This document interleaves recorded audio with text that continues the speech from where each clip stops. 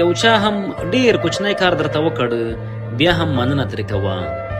کله چې د مقابل کس خبرې خلاصې شولې بیا د خبرو ته دوام ورکوه.